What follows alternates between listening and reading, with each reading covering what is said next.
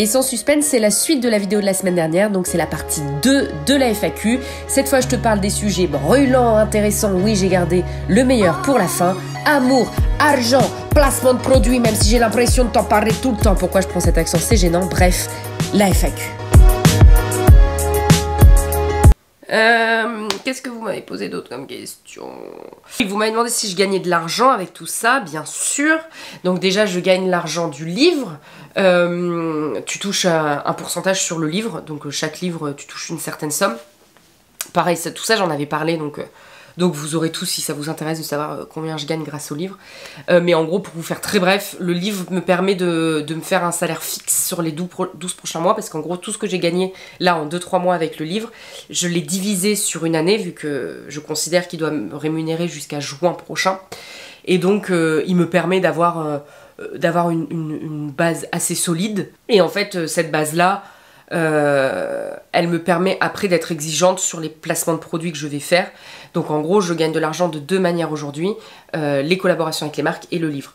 Donc les collaborations avec les marques, je me dis c'est vraiment de l'argent en plus. Choisis bien tes marques, de toute façon c'est ce que je vous explique depuis toujours, donc là vous pouvez passer, je répète quoi, mais en gros mon but c'est vraiment de faire des collabs qu'avec des marques que j'adore. Et donc je me dis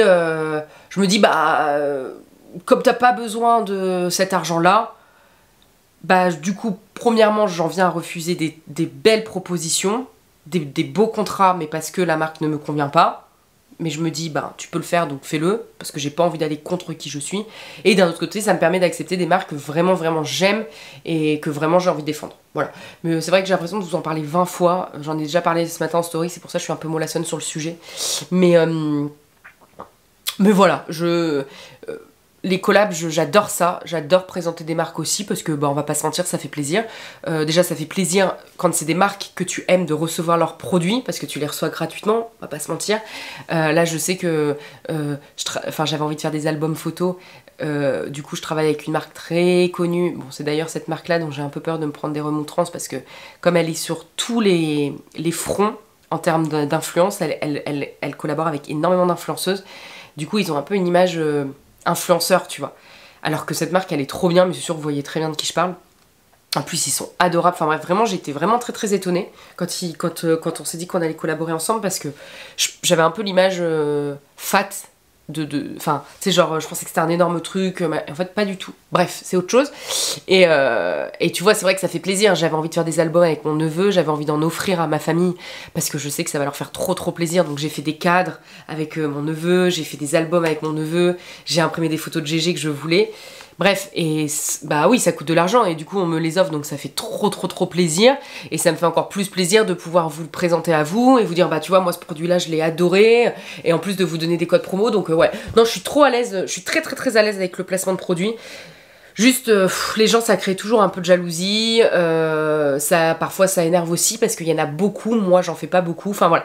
C'est un sujet délicat, ça devrait pas du tout l'être, ça l'est devenu parce que maintenant il y a des influenceurs qui font 2-3 placements de produits par jour, donc du coup t'en as ras la casquette et tu sens que c'est juste pour la thune qu'ils le font, et moi ça ne me convient pas, mais c'est dommage parce qu'à la base un placement de produit c'est censé juste être, c'est censé être un produit que tu aimes, que tu présentes et qui en plus a un code promo.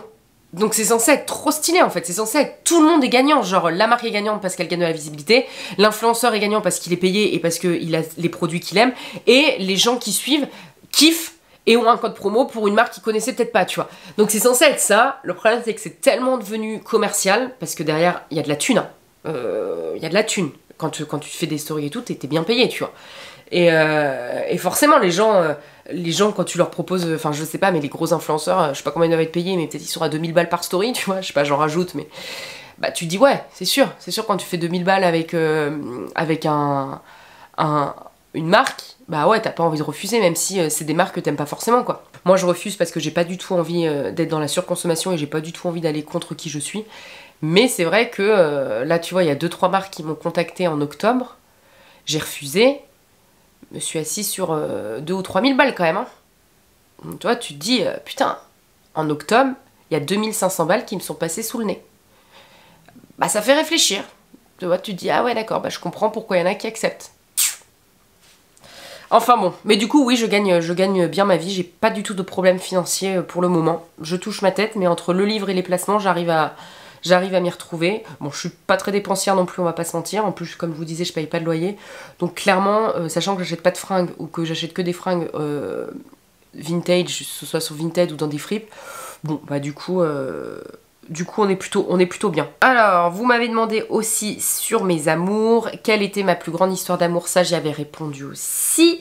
Et vous m'avez demandé si je cherchais l'amour. Je cherche pas l'amour, comme j'en ai parlé hier à une jeune fille qui m'a fait un petit podcast. Je ne cherche pas l'amour, parce que je pense que ça ne sert à rien de chercher quelque chose dans la vie. Je pense qu'il faut soit faire des choses pour que ça arrive, soit attendre.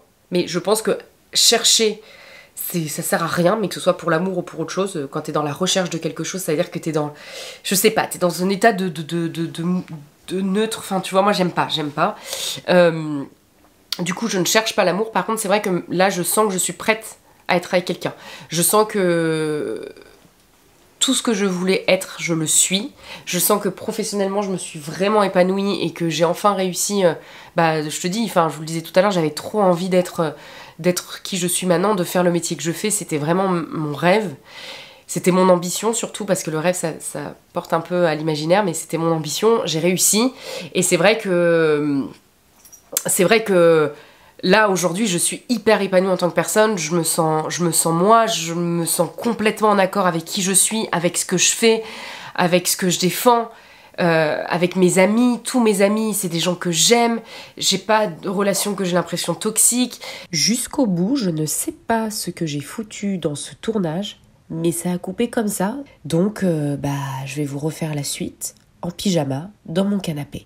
Je sais pas où vous mettre, parce que j'ai pas ressorti le trépied, j'ai pas ressorti tout ça, je suis vraiment en mode cool sur le canapé, parce que je ne sais pas ce qui s'est passé, il y a la moitié des réponses qui n'ont pas été filmées. Bon. Où c'est que je vais vous mettre, c'est ça la question. Oh là là là là, mais cette vidéo. Oh, cela dit, ce petit côté vlog, c'est sympa aussi. Bon, réfléchissons. Ça a pas l'air d'être trop mal là, vous êtes un peu en... Ça fait un peu un effet bizarre, mais... Pourquoi pas?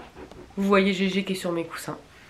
Alors, du coup, j'ai pris mon ordi, il manquait certaines questions auxquelles je n'avais pas répondu. Il y en a plein qui m'avaient demandé si je recherchais l'amour, donc ça j'y ai répondu juste avant. Donc j'avais répondu à la question recherches-tu l'amour, mais j'avais pas répondu à comment je vois ma relation idéale. C'est hyper dur de toute manière comme question, je pense que... Je sais pas. En fait je pense que c'est vachement lié à la réponse que j'avais donnée sur est-ce que tu recherches l'amour. Je pense que... En fait je crois que c'est tellement compliqué pour moi que j'arrive même plus à être exigeante en amour, tu vois. Je n'arrive même plus à savoir ce que je recherche dans ma relation idéale. C'est grave, non? Non, bah je vois pas, hein. Je te dis, je n'arrive même pas à être exigeante. À part quelqu'un qui accepte tout ce que je fais, ce qui est déjà beaucoup, tu vois. Parce que mine de rien, c'est con, mais ça fout des complexes pour certains hommes. Enfin, tu vois, genre les mecs, des fois, ils sont... Du fait d'avoir une meuf qui est drôle, du fait d'avoir une meuf ambitieuse, des fois, je sais que c'est pas toujours facile pour un homme d'accepter ça. Mais sinon, j'ai pas d'homme idéal. Non. Ensuite, quelle question j'avais répondu? Ah, ça, je suis sûre de ne pas y avoir répondu. Quelles sont les difficultés que tu as connues en tant qu'auto-entrepreneur? Alors, j'avais eu la chance d'être déjà en auto-entreprise une fois dans ma vie.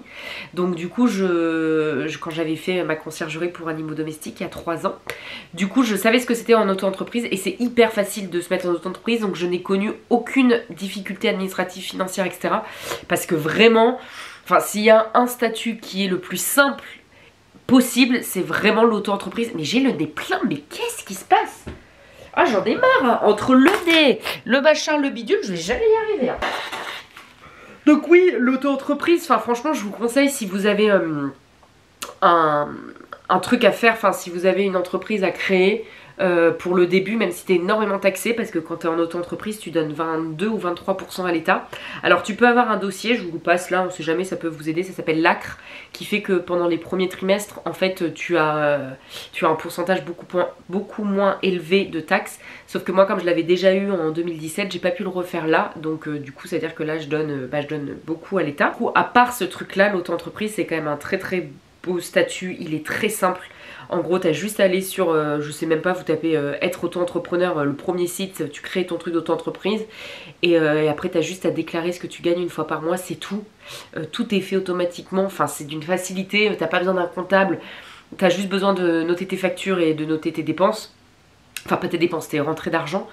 Mais c'est voilà, l'auto-entrepreneur, t'as pas de difficultés d'administratif, financière, etc. Par contre, le jour où je serai plus auto-entrepreneur, je me le souhaite parce que ça voudrait dire que je gagne beaucoup d'argent. Bah là, peut-être que ce sera beaucoup plus compliqué, oui. Et là, je pense que j'aurai besoin de professionnels autour de moi parce que j'y connais vraiment rien. Donc oui, voilà. Mais l'auto-entrepreneur, pas de souci.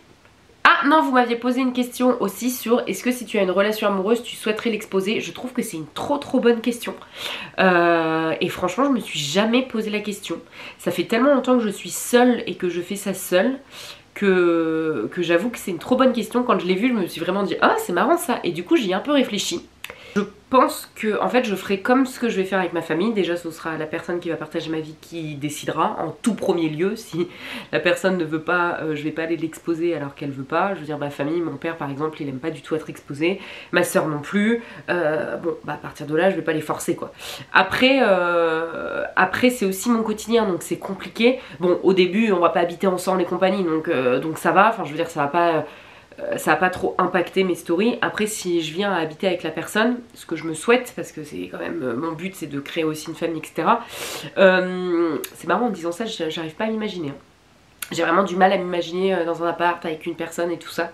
Putain je vais galérer les gars à être avec quelqu'un vous savez. Je sais pas si un jour la Noélie du futur reverra ces vidéos, mais meuf si t'as réussi à être dans un appart, à vivre avec un mec et tout ça, et ben bravo parce que ça fait tellement longtemps que je suis seule que là j'ai du mal à m'imaginer avec quelqu'un. Enfin bon, c'est autre chose.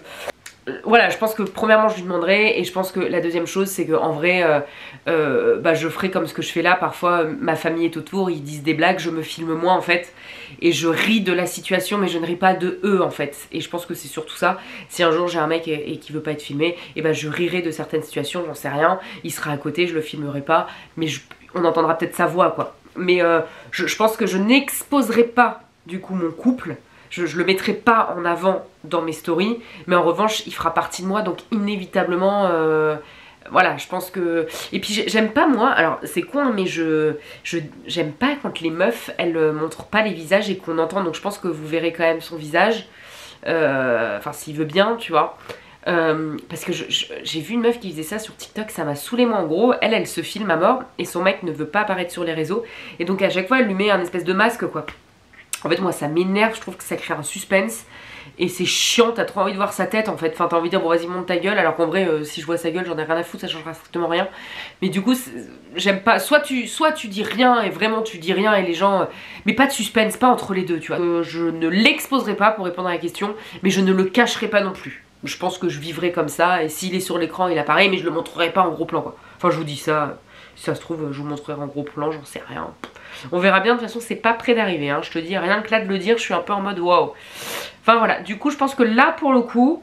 Ah non attends, j'avais encore une question, tu vois je te dis il y a vraiment eu un bug hein. Il y a des trucs que je sais pas, j'ai dû zapper. Vous m'aviez demandé si je sentais la crise de la trentaine arriver. Et ben alors ça rejoint ce que je disais sur les amours. En fait je pense que il y a encore quelques mois je la sentais arriver mais genre vraiment c'était très compliqué parce que en gros j'ai 30 ans fin février donc j'étais vraiment en mode wow, j'ai 30 ans et tout et en fait depuis que je me suis épanouie professionnellement et donc mon professionnel est très lié à mon quotidien et à moi, enfin c'est pas juste un taf tu vois comme c'est une passion et donc je me suis épanouie moi-même et ben du coup la crise je la sens plus du tout depuis que j'ai réussi à vivre de ma passion. Et ben je pense que c'est comme si j'avais accompli quelque chose et du coup je sens pas la crise de la trentaine arriver. Par contre du coup j'ai la pression que je me mets toute seule sur le côté couple etc. Mais ça je sais pas pourquoi psychologiquement dans ma tête c'est 32. Donc c'était 30 ma vie professionnelle et du coup tout juste j'ai réussi à accomplir ce que je voulais accomplir professionnellement. Et amoureusement dans ma tête c'est 32.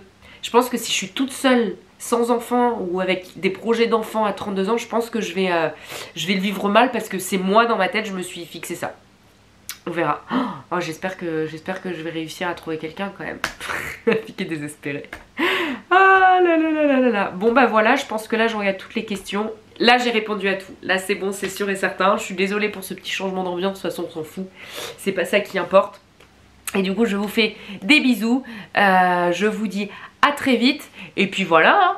J'ai rien de plus à ajouter, j'espère que ça vous a plu. Si vous avez d'autres questions auxquelles j'ai pas répondu, n'hésitez pas à me les dire en commentaire, je vous répondrai en com.